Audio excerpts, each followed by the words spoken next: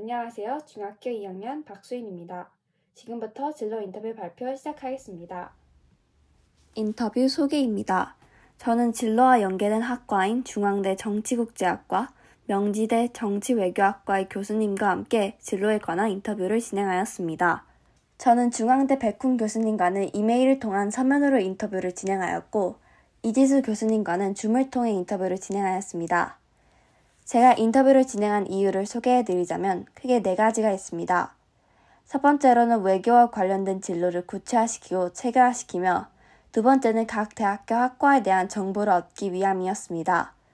그리고 세 번째로는 미래 진로를 결정하고 실행하기 위한 조언을 얻고, 마지막으로는 세계를 바라보는 안목을 기르기 위해 인터뷰를 진행하였습니다.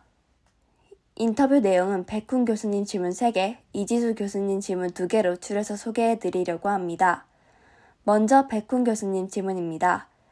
중앙대학교 정치국제학과는 어떤 역량을 가지고 있는 학생들을 선호하는지, 졸업한 후에는 주로 진로를 어디로 택하는지 궁금합니다.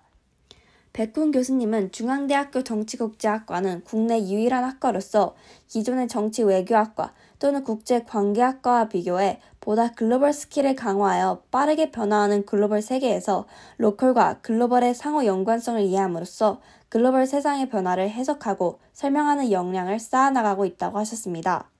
이를 토대로 진로에 대한 제한 없이 많은 분야로 진출하고 있다고 하셨는데요. 그중 더욱 특별한 분야로는 국제기구, 다국적 기업, 국제금융기관, 로스쿨, 국립외교원 등이 있다고 합니다. 또한 기술 발전이 가져오는 사회적 변화를 이해함으로써 하이테크 기업에도 진출하고 있다고 답하셨습니다. 다음 질문으로 넘어가겠습니다. 현재 발생하고 있는 국제 이슈들 중에서 대한민국 국민이 관심을 가져야 할 것은 무엇이라고 생각하시나요? 백훈 교수님은 유엔의 지속가능 개발 목표의 총 17개의 목표들 중에서 4번째 목표가 Quality Education인데 그 안에 중요한 타깃이 Global Citizen Education이라는 것을 특히 강조하고 싶다고 말씀하셨는데요.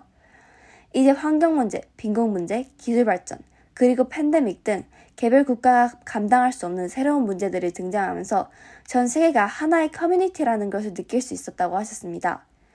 그래서 이러한 변화를 올바로 이해하는 역량을 갖춘 지구촌 시민으로서의 교육은 우리 사회가 한 단계 발전한 사회로 나아가는 중요한 요건이라고 하셨습니다.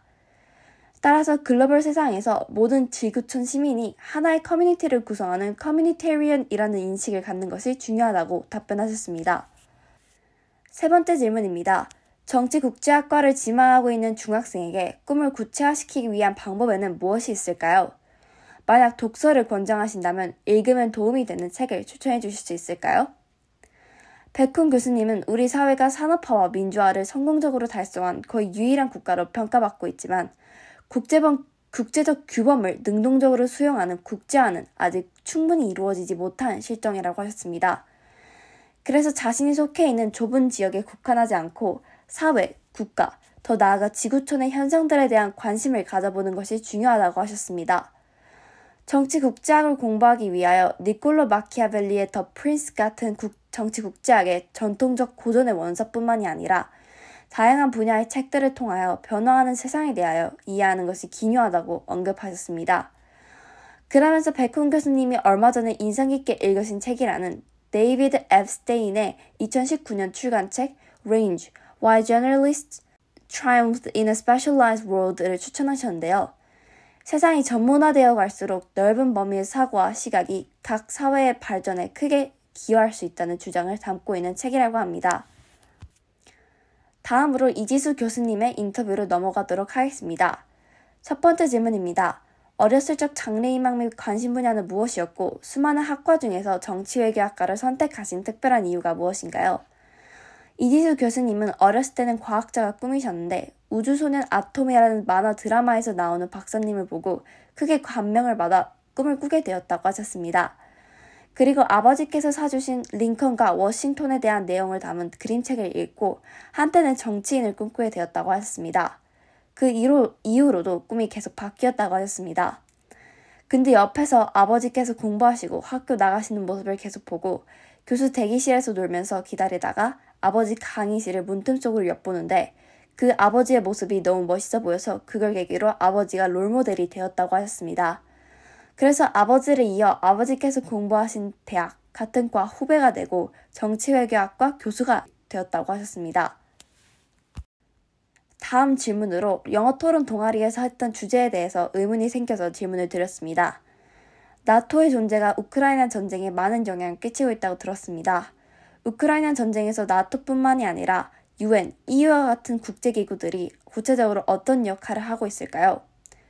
이지수 교수님께서는 이렇게 답변하셨습니다. 푸틴 대통령은 우크라이나가 나토에 가입하는 것 그 자체를 문제 삼아서 그것만큼은 양보할 수 없다고 공언했었습니다. 그리고 이것이 러시아의 우크라이나 주된 침공 명분이라고 생각하신다고 하셨습니다. 근데 먼저 우크라이나가 나토에 가입하면 러시아의 안보가 크게 위협을 받을지에 대해 검토해야 하는데요. 우리는 현재 대륙간 탄도탄, 중장거리 미사일, 몇 초 만에 몇백 킬로미터를 돌파하는 초음속 전투기 같은 이런 군사과학 기술의 시대에 살고 있습니다. 군사기지의 지리적인 위치가 상대적으로 덜 중요하게 된 것입니다.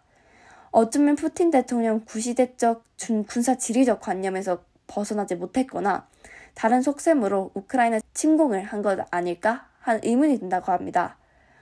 이번에는 유엔에 대해 생각해보면 유엔은 2차 세계대전 이후 전후 처리를 위해서 국제 질서를 안정적으로 끌고 가자는 취지로 결성됐다고 합니다.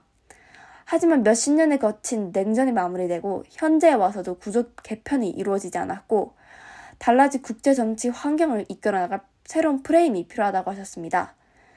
그래서 이지주 교수님께서는 이 질문에 대하여 국제기구의 역할은 여전히 중요하지만 시대 변화에 맞게 새로운 틀로 재정비될 필요가 있다고 주장하셨습니다.